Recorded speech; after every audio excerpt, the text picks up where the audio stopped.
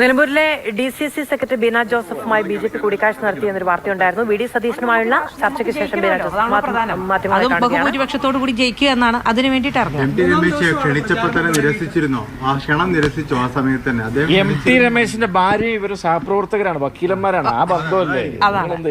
അത്രേ ഉള്ളൂ. ഞാൻ പറഞ്ഞു, അദ്ദേഹം ക്ഷണിച്ചു എന്ന് ഞാൻ പറഞ്ഞില്ല, ഞാനില്ല എന്നേ ഞാൻ പറഞ്ഞുള്ളൂ.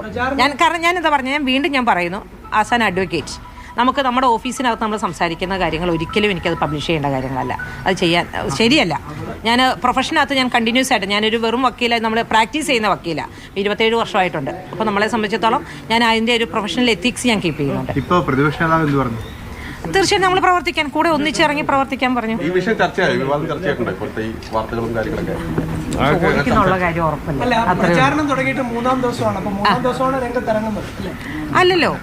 അല്ല, ഇനി നമ്മൾ ഞാൻ ചോദിച്ചത് ഇപ്പൊ ആരൊക്കെയാണ് ഇറങ്ങി നമ്മൾ പ്രവർത്തനം എന്ന് പറയുന്നത്, നമ്മുടെ മറ്റേ കുടുംബയോഗങ്ങളും കാര്യങ്ങളൊക്കെ വരണമല്ലോ, വരുന്ന സമയത്തല്ലേ ഇറങ്ങുക. വിസിബിളും ഇൻവിസിബിളും ഒക്കെ ആയ പ്രവർത്തനങ്ങളുണ്ടല്ലോ, വിസിബിൾ ആയിട്ട്. ശരി. അപ്പൊ ഇനി ബീനയെ കുറിച്ച് നിങ്ങൾ കൂടുതൽ കഥ പറയണ്ട. Thank you.